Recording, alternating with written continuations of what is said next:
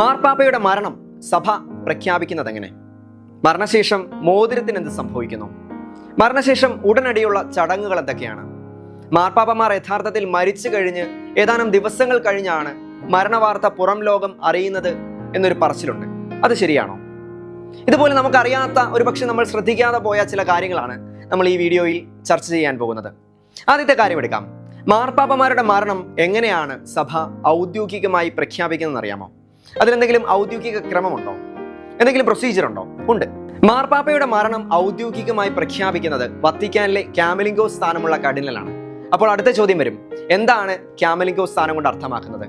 Camerlengo എന്നാൽ വിശുദ്ധ സിംഹാസനത്തിന്റെ സ്വത്തും സാമ്പത്തികവും കൈകാര്യം ചെയ്യുകയും പുതിയ മാർപ്പാപ്പയെ തെരഞ്ഞെടുക്കുന്ന കോൺക്ലേവിലെ അധ്യക്ഷത വഹിക്കുകയും ഒക്കെ ചെയ്യുന്ന കർദിനാളിനെ സൂചിപ്പിക്കുന്ന പേരാണ്, സ്ഥാനപ്പേരാണ്.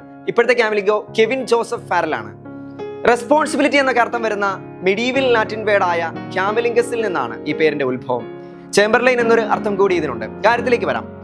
ക്യാമലിംഗോ സ്ഥാനമുള്ള കർഡിനാൾമാരാണ് മാർപ്പാപ്പമാരുടെ മരണം ഔദ്യോഗികമായി പ്രഖ്യാപിക്കുന്നത്. അദ്ദേഹം ഒരു കർമ്മമായിട്ട്, ഒരു റിച്വലായിട്ട് മാർപ്പാപ്പയുടെ അടുത്തേക്ക് ചാഞ്ഞ് മാർപ്പാപ്പയുടെ മാമോദീസ പേര് 3 തവണ വിളിക്കും. തിരിച്ചുത്തരമൊന്നും ലഭിക്കാതെ വരുമ്പോൾ ഔദ്യോഗികമായി മാർപ്പാപ്പയുടെ മരണം അദ്ദേഹം പ്രഖ്യാപിക്കും. ആ പ്രഖ്യാപനത്തോടു കൂടിയാണ് മാർപ്പാപ്പയുടെ മരണം സഭ ഔദ്യോഗികമായി സ്ഥിരീകരിക്കുന്നത്. ഇനി രണ്ടാമത്തെ കാര്യം എടുക്കാം. മാർപ്പാപ്പയുടെ മരണശേഷം മാർപ്പാപ്പയുടെ മോതിരം എന്ത് ചെയ്യും? പരമ്പരാഗതമായി ചെയ്യുന്നത് എങ്ങനെയാണ്? ഒരു പ്രത്യേകതരം ഹാമർ കൊണ്ട് അത് നശിപ്പിച്ചു കളയും. ക്യാമലിംഗോ സ്ഥാനമുള്ള കർഡിനാൾ തന്നെയാണ് ഇതും ചെയ്യുന്നത്. ഇതുവഴി അദ്ദേഹത്തിലൂടെയുള്ള പേപ്പസി തീർന്നു എന്ന് സൂചിപ്പിക്കാൻ മാത്രമല്ല, ആ മോതിരം പിന്നീട് മിസ്യൂസ് ചെയ്യപ്പെടാതിരിക്കാൻ കൂടിയാണ് ഇങ്ങനെ ചെയ്യുന്നത്. ഡോക്യുമെന്റുകൾ അതുവഴി മുദ്ര ചെയ്യപ്പെടാതിരിക്കാനും പോപ്പിന്റെ സൈനായി അത് വീണ്ടും ദുരുപയോഗം ചെയ്യപ്പെടാതിരിക്കാനും ഒക്കെയാണ് ഇതിങ്ങനെ ചെയ്യുന്നത്.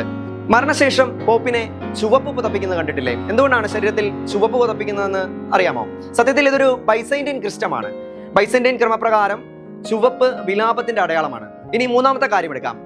മാർപ്പാപ്പമാരുടെ മരണശേഷം ഉടനടിയുള്ള ചടങ്ങുകൾ എന്തൊക്കെയാണ്? മാർപ്പാപ്പമാരുടെ മരണാനന്തര ചടങ്ങുകളിൽ പ്രധാന ഭാഗങ്ങൾ ഇങ്ങനെയാണ്.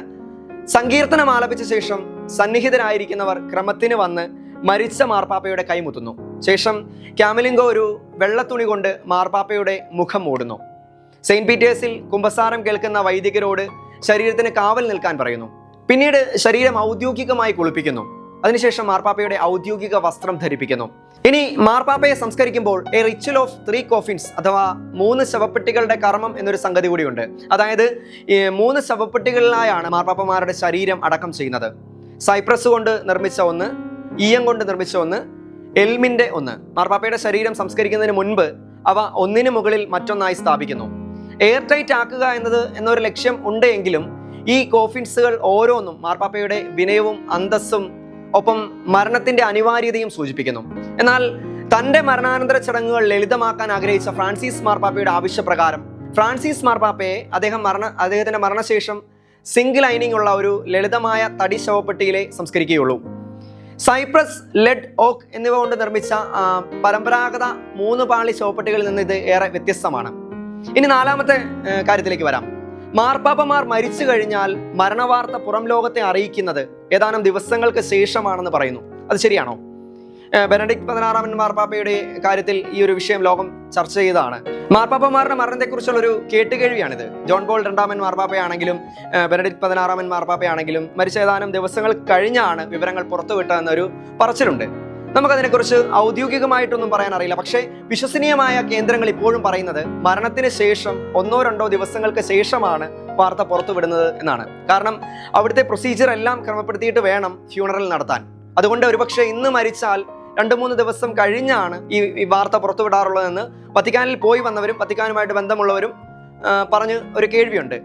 ഇത് ശരിയാണോ എന്നറിയില്ല. എന്നാൽ ചിന്തിച്ചു നോക്കുമ്പോൾ അതിലൊരു ലോജിക് ഉണ്ടെന്ന് തോന്നിയിട്ടുമുണ്ട്.